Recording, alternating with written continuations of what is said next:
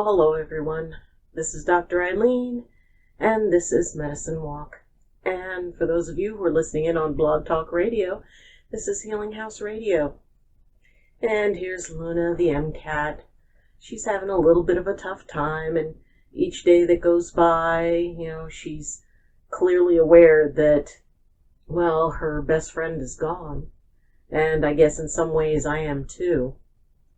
For those of you who don't know, which I guess, unless you follow me on Twitter, last Friday was, the day I said goodbye to Sam. And as I've mentioned, he was very sick. He had cancer, and he didn't have much quality of life, and it reached the point where the medications were not keeping him comfortable enough, and he started to really have a bad time, and I realized that time was up, that it was time to let him go, and he went very, very, very peacefully. There you go. And Luna goes between wanting to get cuddles, wanting to, be nuzzled, and not wanting to it. So, I'm kind of just going with whatever it is that she needs in that moment, because she is, she's trying to deal with it the best way she can. So, like I said, his passing was very, very gentle, and it was a very sacred thing. And, unfortunately, having a pet and letting it go doesn't get better with practice. And, I've lived long enough and had enough pets to have been down this road before, but each time it's unique. Each time it is sort of, it hits a different part of your heart. And Sam was such a good boy.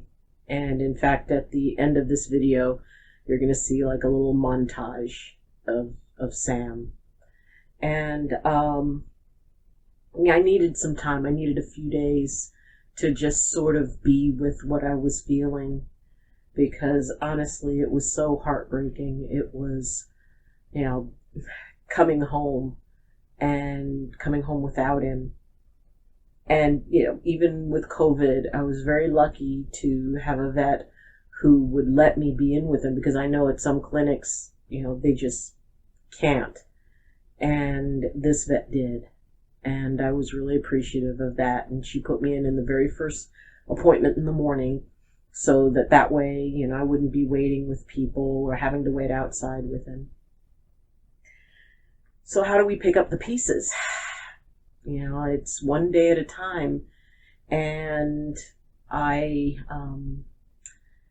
realized that the world that I had come to know for, right around 10 years, a little bit more, wasn't going to be the same world anymore.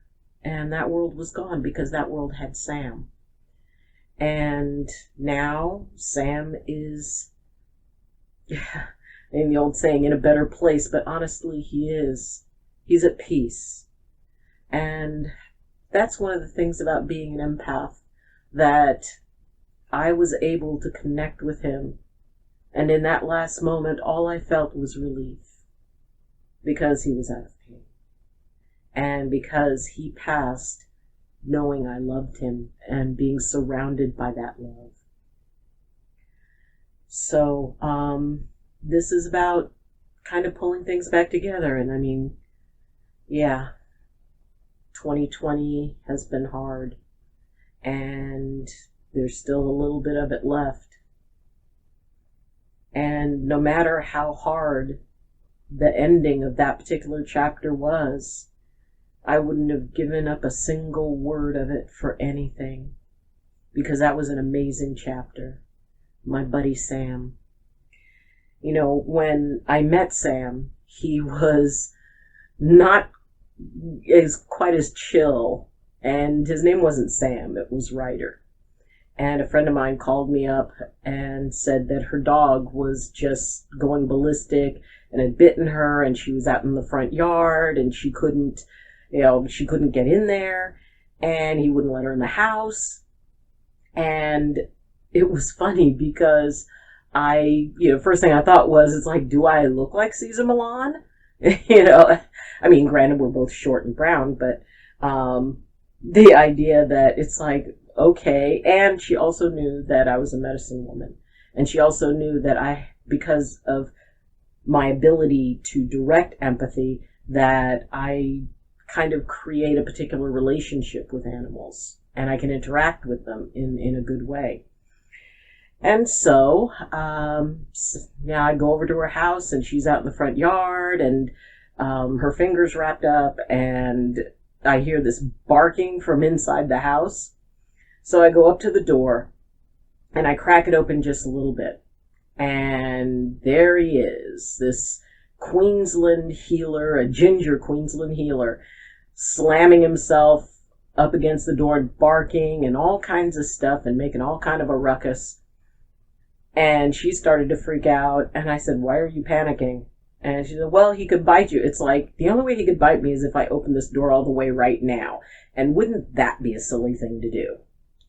So I waited there a few minutes. I said, give him a minute. He'll calm down. So I began to work with his energy very, very gently. It wasn't about making him change, but kind of giving him sort of a breath. And so he, very quickly, he stopped barking and he walked away from the door. So I explained to her, all right, I'm going to go in, and you're going to come in with me. And she, I said, no, you're going to come in with me. Normally I would have her go in first as the person who is, the pack leader. But she was not in a state where she could be pack leader. So I went in and I told her to follow me and not look at him, not acknowledge him. And so as the one who came in first, his full attention was on me. So he was barking, he was standing there barking. So the kitchen was the closest room. So we walked up and I said, okay, we're going to stand at the kitchen counter. You're just going to talk to me. Neither one of us are going to acknowledge him. I want your total focus on me. And so very quickly, he stopped barking and started walking around the room. So I said, all right, we're going to go sit down at the dining room table.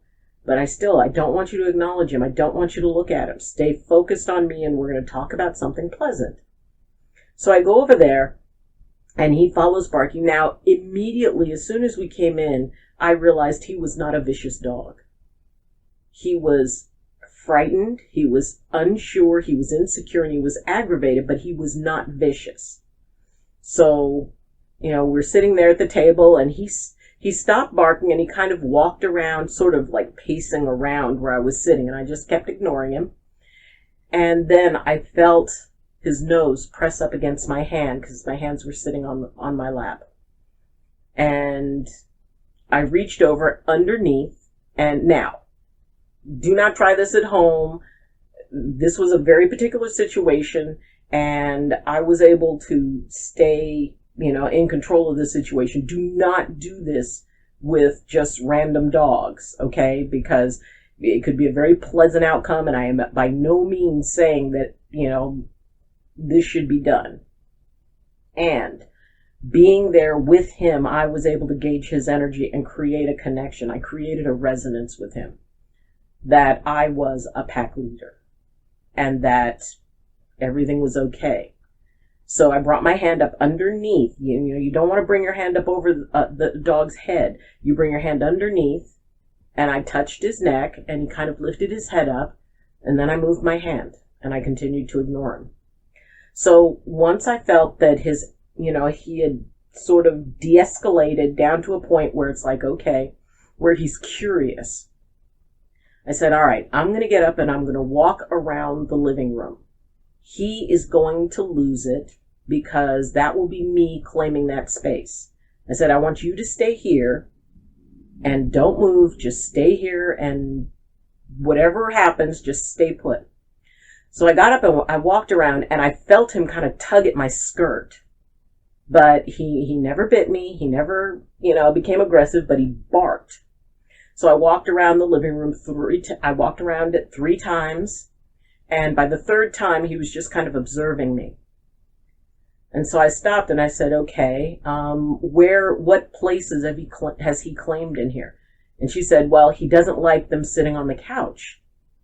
So, I went over and I sat down on the couch. And he started to kind of come up, and I just looked at him and I said, no. And he backed off. He watched me. So she had another dog. And so it was another male dog, and they just got into a lot of fights.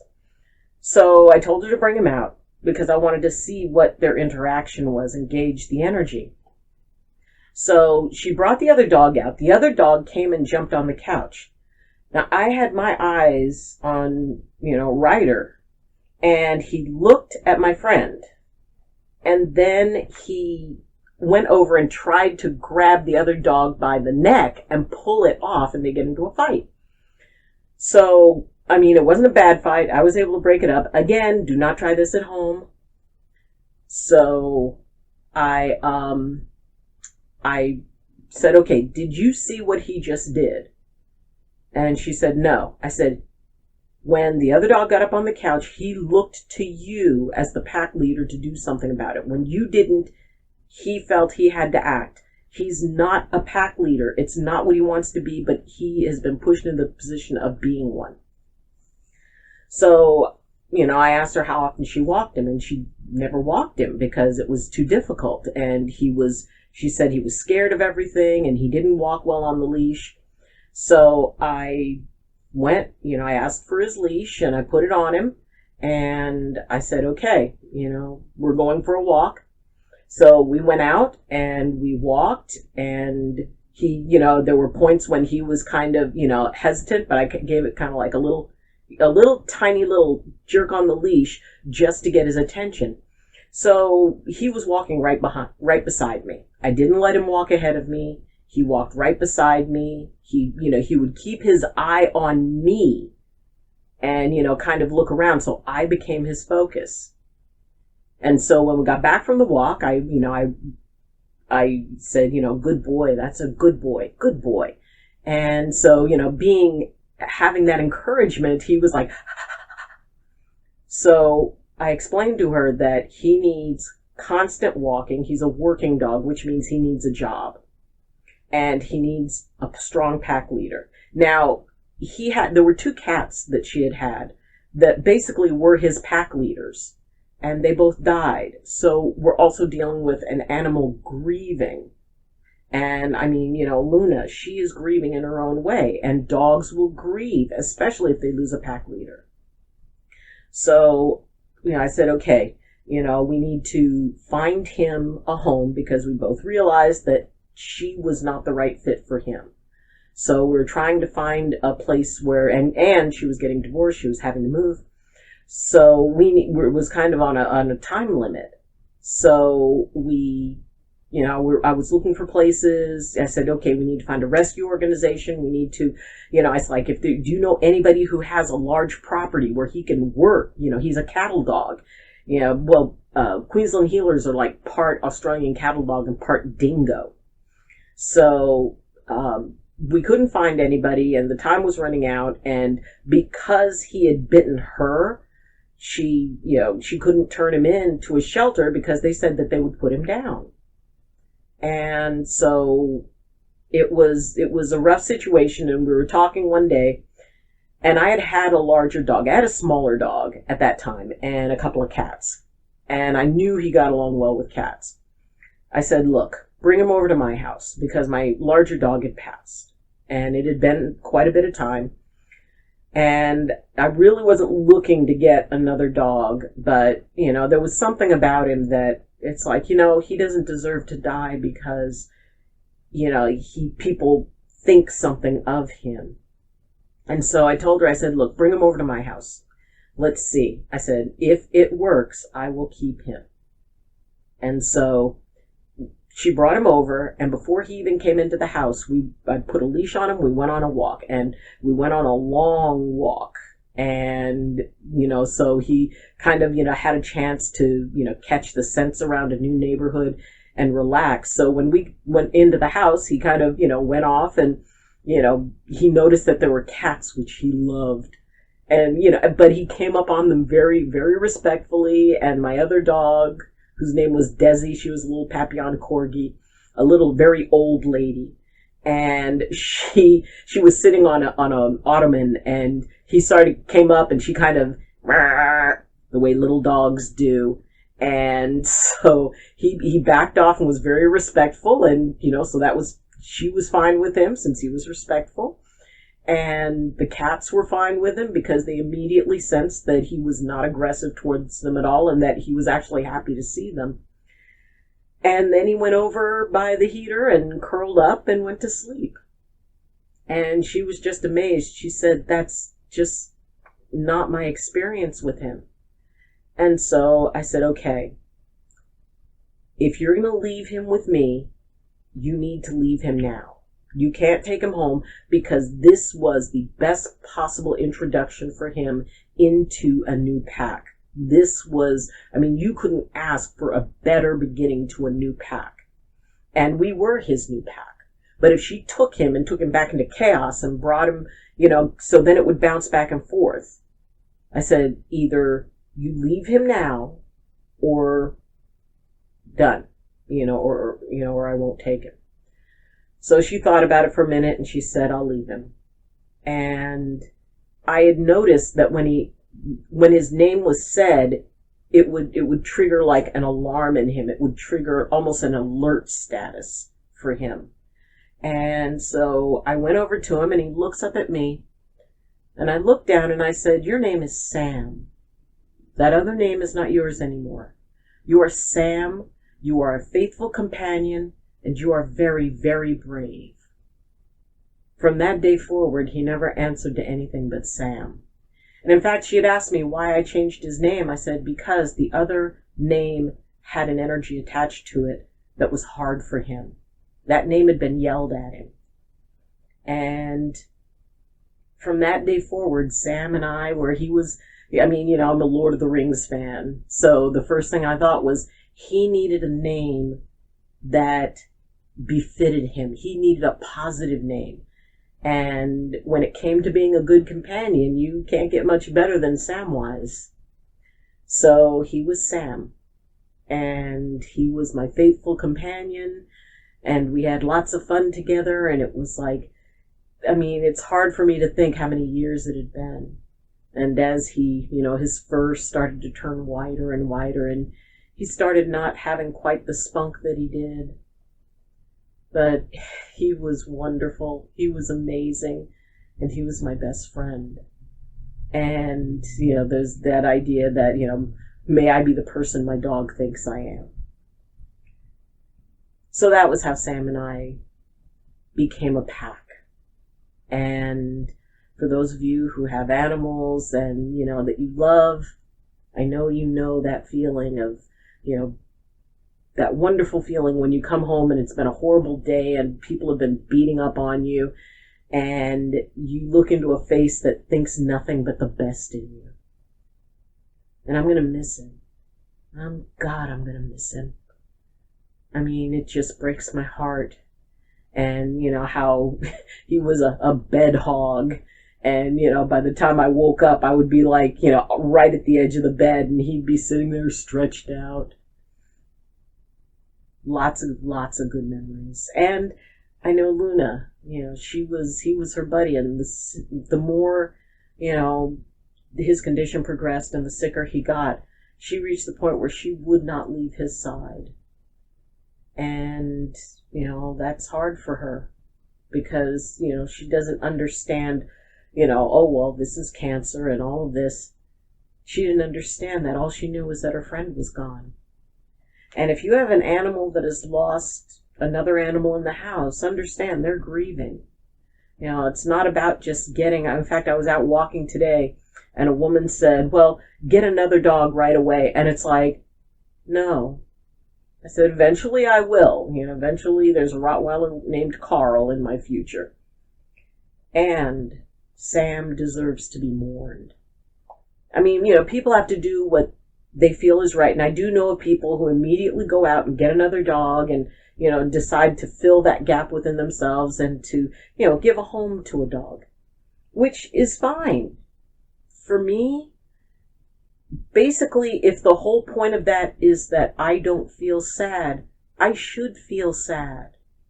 It's a sad thing to lose a friend. It's a sad thing to lose someone you love. There's nothing wrong with feeling sad. I will not use an animal just to stop my grief process, which, oh, by the way, I don't think it's going to. I have to grieve, because grief isn't where you get stuck. Grief is the way you move through a hard situation, because you go through those 5 stages, and the last stage is acceptance. And while sometimes, I think I've reached acceptance, maybe not so much, or I'll see a dog food commercial and I'll cry, I know that's okay. I know that that's what I need to do to be able to heal and close that door gently. I don't want to slam it shut and put something else there. And he deserves to be remembered and honored for who he was. So, thank you for taking this little journey down memory lane with me. And if you have a pet you love, give them an extra good squeeze and an extra good hug, because they are so special. And if you have any questions, comments, or concerns, please leave them in the comments section. You can also reach me through the links that are in the description. You can follow me on Twitter. I am on Twitch now. So you can, and I actually created another YouTube channel called the Gaming Doc, which is, the stream that I have on Twitch. And so you can come check that out. It's a live stream, so you can get involved in the conversation. You do need a Twitch account, but that's free. So if you want to go ahead and set that up. I'm also on Discord, and you can reach me through my Facebook group, Medicine Walk with Dr. Eileen. And you can contact me by the email address that's in the description. And if you like this video, then please like this video. And if you, think it's kind of cool, take a look at some of the other videos. If you like them, please consider subscribing. That would help me out and help out the channel. So, again, thank you for joining me. And as always, I wish you balance, and I wish you blessings from my heart to yours. And now, a little vision of Sam. I miss you, buddy. Take care, everyone. And we'll see you next time. Bye.